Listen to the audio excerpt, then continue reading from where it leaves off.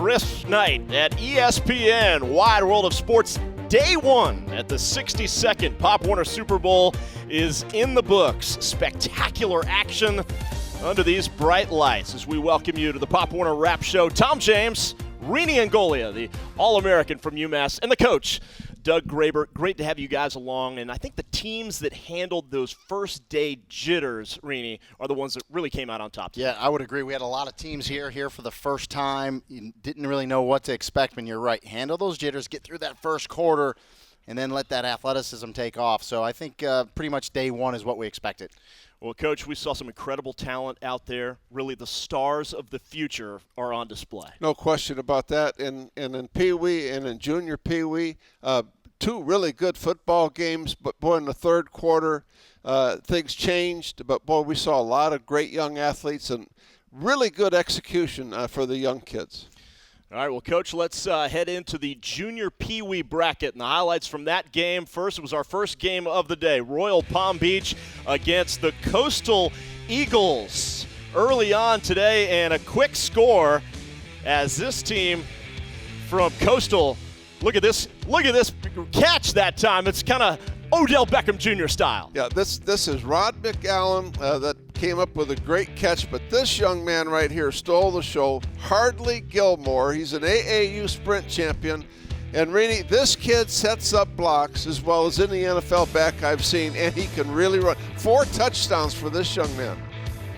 And this is Rashawn Brown. They're blessed with 2 outstanding running backs.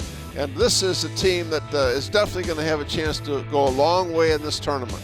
We love to see the fundamentals, Coach, out of those young players. As you said, setting up blocks, catching the ball, great ball security, just great football. Yeah, he's got the football in the correct arm. Again, that's Hardly Gilmore. 4 touchdowns for that young man today in a big 33-13 win.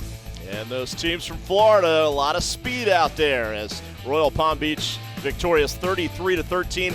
Here are the other scores from the Junior Pee Wee Division. Brick City, an easy shutout victory. The Oak Cliff Titans from the Dallas area sneaking by 13-7. And the Far West Tigers in overtime in a low-scoring game defeating the Pacifica Tiger Sharks. All right, as we transition now to the Pee Wee Division, and a couple of teams going at it earlier today, Coach. West Elmwood, the Intruders, taking on the North Raleigh Bulldogs. North Raleigh is known for their defense, and man, did they play some defense today. The quarterback here, this is Nathan, and this young man right here, number 28, Rhett Johnson, had a huge game. He's not very big, but boy, he was great on offense and defense for the Bulldogs.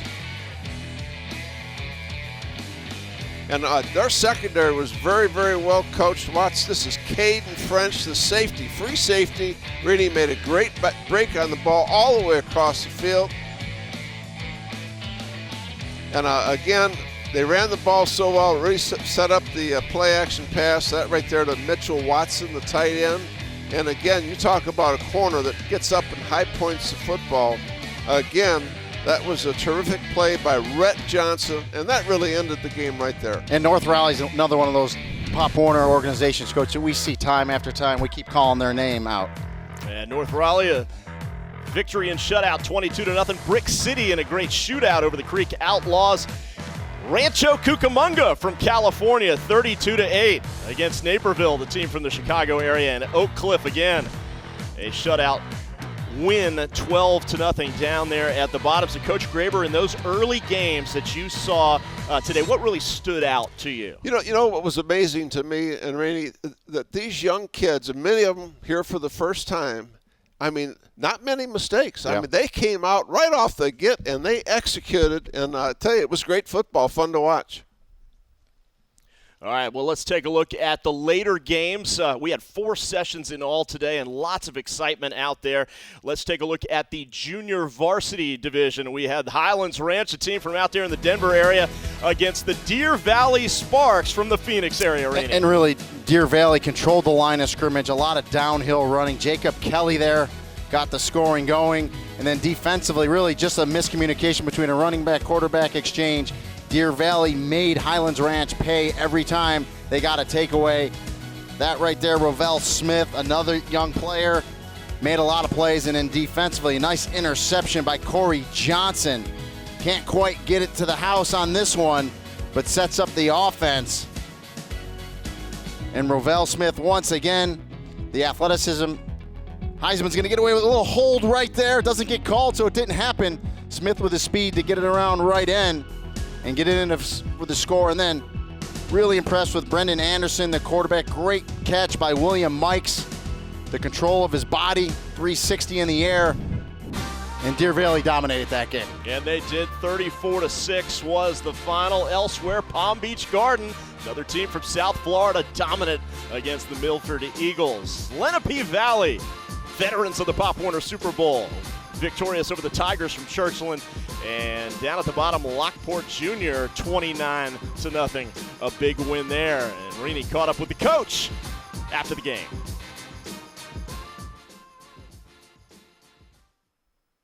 So much, an impressive display by your Sparks team. Again, your team with 2 6th graders, 7 7th graders, but it's amazing how intelligent and how quickly your kids have adapted, isn't it? I couldn't be more proud. We do it right. We keep on building with the teams that we have. We take whatever kids are given to us and we make it happen. Coach, running backs, I love it. You use a bunch of different guys. They got a lot of love today. But talk about your quarterback, Brendan Anderson. I thought when he threw the ball really accurate and just really ran the offense quite well. You know, Anderson is one of those quarterbacks that we call him the all-star handoff. But when it's time for him to throw some dimes, he puts it on. And he makes plays. He runs the team with efficiency. And when we ask him to drop one in, he makes it happen. We've been riding Kelly pretty hard and some of our backs.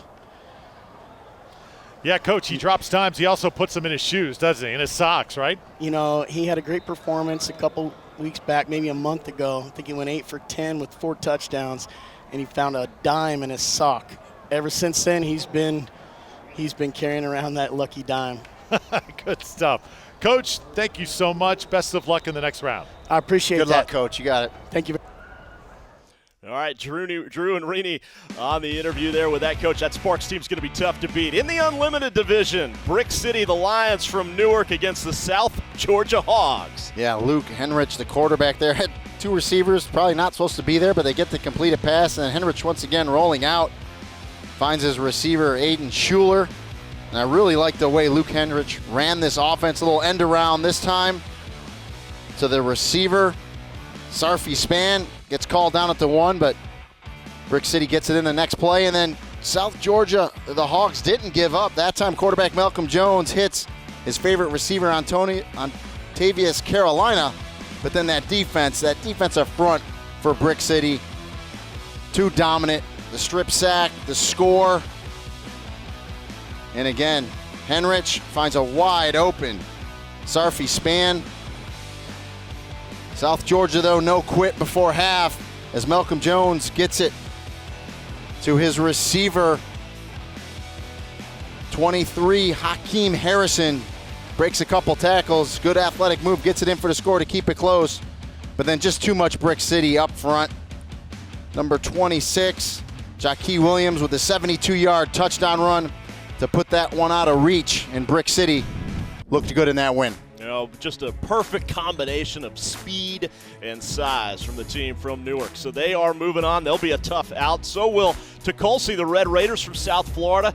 A 28-0 shutout victory. Garden Grove defeating Central High Point 38-14. And down low, look out for the Hartford Hurricanes. Wow, 47-6 against the Reno Miners. So, gentlemen, so much action, incredible, nonstop all day long. Your final thoughts from what you've seen today, Reno? Well, now teams have to rest up and get ready, and now it's, Coach talked about the mistakes, right? You got to cut those mistakes out, and we'll see what happens as this tournament progresses. And, Coach, your thoughts? Well, I'll tell you what, of course, opening games now for the teams tomorrow. But the teams that won today, they get a day off. The teams that lost, they get a day off, but they get a chance to play again and enjoy all the attractions here at Disney. So it's all good. Yeah, there are no losers this week, no question about it, at the Pop Warner Super Bowl. Well, let's take a look at how the week shapes up. We will be back tomorrow for the D1 quarterfinals live on ESPN3. And then we're off on Monday, Tuesday. The D2 semis, the D1 semis follow on Wednesday. And then we get into the championship rounds Friday and Saturday, D2 and D1. And, of course, that D1 JV championship game Saturday. That'll be live for you on ESPNU. 108 teams, 116 games. Champions will be crowned. For Rini, for Doug, for our entire crew, I'm Tom James, signing off at the 62nd Pop Warner Super Bowl.